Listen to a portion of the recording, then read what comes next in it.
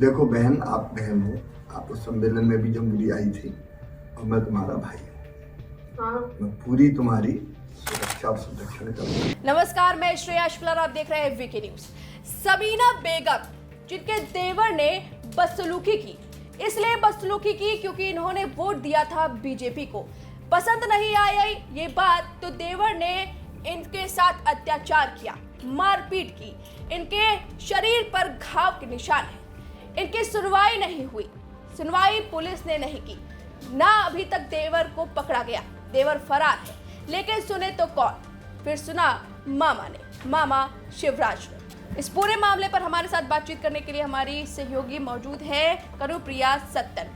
क्या कुछ हुआ, मामा ने कैसे की मुलाकात? देखिए, जैसा कि साफ हम इसके पहले भी इस पूरे मामले की जो हकीकत है वो दर्शकों तक पहुंचा चुके हैं कि सबीना जो है वो वोट अपना भारतीय जनता पार्टी को देना चाहती थी। आप देख रहे हैं वो किस समुदाय से आती हैं, उनके रहन सहन से, उनके कपड़ों से, उनके परिधान से आप समझ गए होंगे कि वो मुस्लिम समुदाय से आती है। जब उन्होंने भारतीय जनता पार्टी को वोट दिया तो उनके देवर को ये बात नागवार गुजरी और इसके बाद उनकी जमकर पिटाई हुई।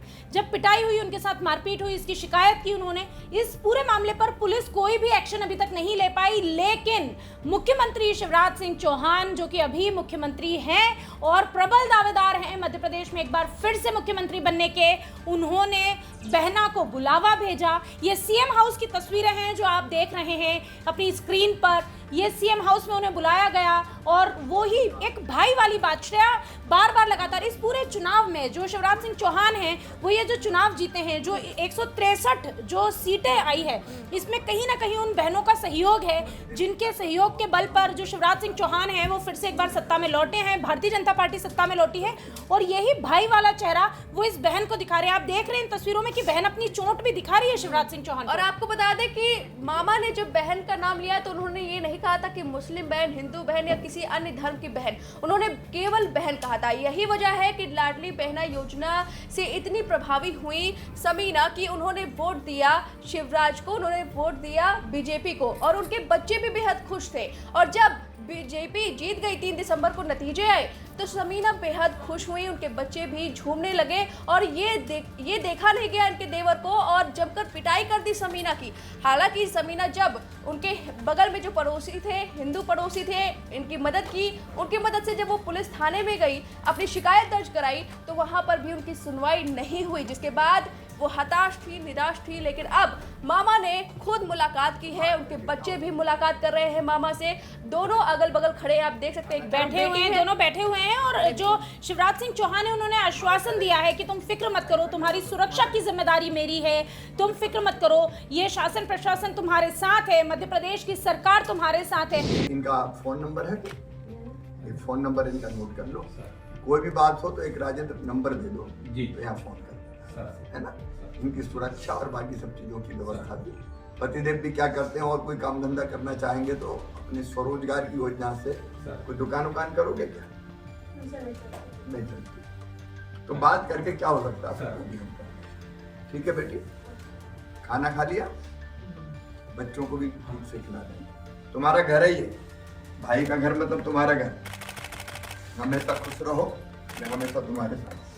और एक महिला को क्या आज भी आजादी के 70 साल बाद क्या एक महिला अपना मत खुद नहीं चुन सकती है? बिल्कुल चुन सकती है और महिलाएं कर भी रही है। पर जब वो ऐसा करती हैं, ये सिर्फ और सिर्फ ये जो सोच का अंतर है, ये सोच इसलिए है क्योंकि मैंने आपसे पहले ही कहा था कि आप परिधानों पर ध्यान दीजिए। एक मुस्लिम समुदाय की महिला है, ये वो वोट बैंक कहलाता है जो कि कांग्रेस के खाते में हमेशा से जाता था। लेकिन लाडली बहना ने काम किया और शिवराज सिंह चौहान के विकास के वादे पर महिलाओं ने उन्हें वोट किया है। और उन महिलाओं ने जब अपने भाई के जीतने पर जब एक महिला खुशी जो है वो जताती है, तो मध्य प्रदेश में एक देवर जो है वो अपनी भाभी के साथ मारपीट करता है। पहली चीज तो यही गलत है कि एक देवर मारपीट कर रहा है। दूसरी बात यह कि भाई मत चुनने का अधिकार तो एक महिला के पास होना ही चाहिए। और तीसरी और सबसे अहम बात, जो आप इस तस्वीर को देख के समझ सकते हैं श्रेया, इसके राजनीतिक मायने भी हैं, क्योंकि आप इस तस्वीर को सिर्फ इस नजरिए से देख रही हैं कि शिवराज सिंह चौहान ने अपनी एक बहन को बुलाया, लेकिन इसे इस नजरिए से देखिए कि ये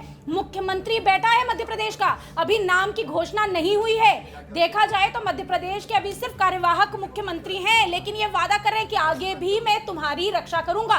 तो मध्य प्रदेश की जो जनता है उन्हें ये समझ लेना चाहिए कि बार बार वीके न्यूज ने जो दावा किया है कि मध्य प्रदेश में सिर्फ एक ही चेहरा है जो मुख्यमंत्री बनने जा रहा है, और वो है शिवराज सिंह चौहान, और इसीलिए वो इस रेस में नहीं है, क्योंकि वो ये रेस जीतकर अपने घर में आराम से बैठे हुए हैं। और ये देखिए आप उनके हाव भाव, ये हाव भाव दिखाते हैं, और उन्होंने ये वादा किया है कि बहन मैं तुम्हारी रक्षा करूंगा, और उसे अपने घर बुलाया, इस तरीके से बातचीत की। एक जन नेता के रूप में जो है शिवराज सिंह चौहान की छवि इन दिनों उभर रही है, क्योंकि जहां भी अत्याचार होता है, जहां भी कोई बात होती है, जहां भी बहनें उन्हें याद करती है, शिवराज सिंह चौहान वहां पहुंच जाते हैं, और यही वजह है कि इतने बम्पर मतों के साथ जो है भारतीय जनता पार्टी पहुंची। लेकिन जब हम ये बात कर रहे हैं कि इस एक तस्वीर के राजनीतिक मायने हैं, तो कहीं ना कहीं एक सवाल जो है वो आपके जहन में भी आता होगा कि फिर भारतीय जनता पार्टी मंथन क्यों कर रही है। लेकिन आपने शायद शिवराज सिंह चौहान पे अगर आप गौर करेंगे, चुनाव वोटिंग के बाद से ही श्रेया, शिवराज सिंह चौहान सबसे कूल अवतार में थे। बिल्कुल। उसके बाद अभी आप देखिए दिल्ली की रेस में सारे लोग हैं जो दिल्ली दरबार आ रहे हैं, धोख लगा रहे हैं। एक शिवराज सिंह चौहान है, वो अभी तक दिल्ली नहीं पहुंचे, बल्कि वो उन सीटों पर जा रहे हैं जहां पे भारतीय जनता पार्टी की हार हुई थी। इसकी वजह यह है कि कहीं ना कहीं शिवराज सिंह चौहान को जो हाईकमान है, बीजेपी हाईकमान है, उनकी तरफ से ये इनपुट है कि आप ही मुख्यमंत्री बनने वाले हैं, और यही वजह कि वो लगातार अभी भी अपने क्षेत्र की जनता के साथ लगातार वो संपर्क में बने हुए हैं और उनके दुख सुख भी बांट रहे हैं।